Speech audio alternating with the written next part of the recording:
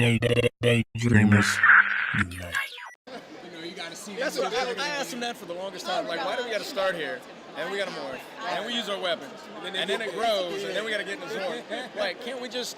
And I'm like, oh, because you want an episode. Right. You don't want like a 5-minute victory. Right. Because that just seemed like it would be the thing to do. So, can I ask you, did you really wear the uniforms, or were those... You can tell when I was in the uniform. Because I had a badonkadonk. Like, my thighs in that photo were the size of my waist. Wow, this really takes me back. Yeah, you can tell when it was somebody else in a suit because he was a little Japanese guy and he turned sideways and was invisible. Yeah. So Go ahead, man. How did you end up becoming the Red Ranger?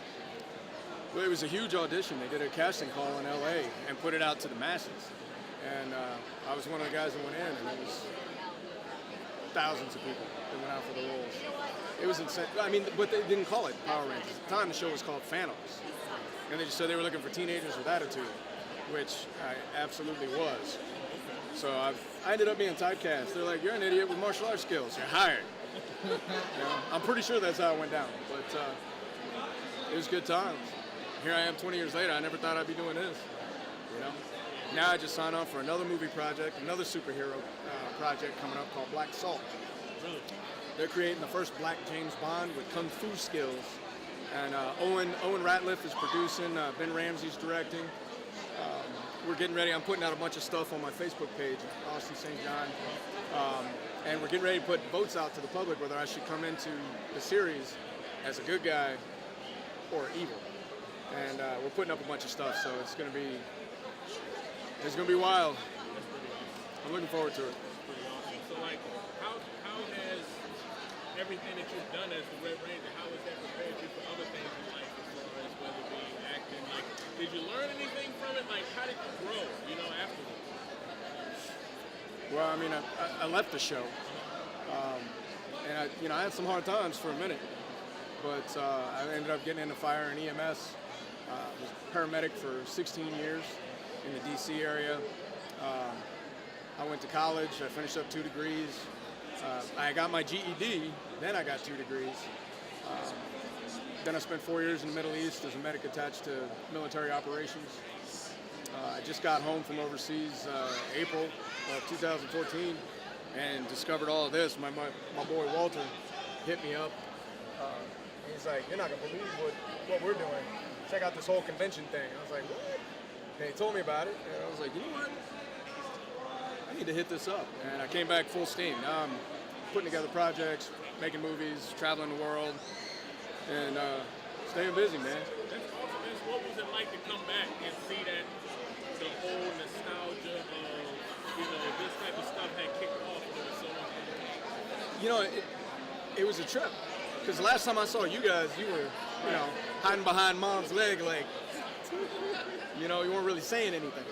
Now I get to talk to you guys, and you're like, look, man, you know how many of my mom's vases I broke? I broke the coffee table, all this stuff, and I'm shooting Dear Mama videos. I'm sorry I broke your table. Like, we all know it was me, right, Mom? Okay. It was a big dude that had me do that, too, like, biceps bigger than my head. He's like, would you mind shooting this video for my mama? I was like, all right, let's do it. I just want to see where this goes. He gives me this big old bear hug. I was like, hands, like, huge. I was like, you broke more than just your mom's face. I know you did. Because you're just too damn big to fit in the living room. But, so, I'm hearing really cool stories like that, and I'm having a great time. Just meeting cool peeps. Let me ask you a question. And so Power Rangers kind of like, for me, for a lot of other people, it defines a moment in their life. There are a lot of like alterations of the Power Rangers saga now. So how do you feel about all the new alliterations of it? I can't keep up with it. Yeah, for where you started, man. I mean, Mighty Morphin was the only thing. I can't keep up with it. No? I have people come up to me all the time and they give me their opinions and, oh, well, this one's cool, this one's cool. But I have a lot of the parents coming in now with their babies, and they're like, we make them go all the way back to day one.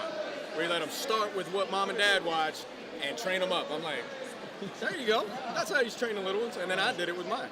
Right. So I was overseas. My son was 4. I almost didn't get to see him because I was overseas so long. And so my wife would put on the show, and she'd be like, that's your daddy. He's a Power Ranger. So when I came home, he runs up, gives me this big hug. He's like, Daddy Ranger. Yeah. So, you know what I'm saying? So it's pretty awesome. You know, seeing it all go down from there. God, man, I miss all the old ones. I kind of wish I could just turn back to 8 years old and watch it all over again. I was 18 when I filmed it. Right. I was a baby. You still look good, though, man. Thank you. Thank you. Yeah, man. What are you doing later? Right, No, right. That's how rumors get started. 14-day shooting schedule. But we filmed for 31 days, so it was really fun. And Kim and Paris, Mr. Paris over here, and myself, we filmed 30 of the 31. There you go, 30 of the 31 days. So we were there a lot. Yeah. Awesome. Your character kind of seemed to overcome a lot of fear and doubt throughout the course of the series. How do you feel that affects, I guess, the fans? Did you try to channel anything of yourself in that role at all, or how did you feel about it? All actors. Daydreamers. Enjoy.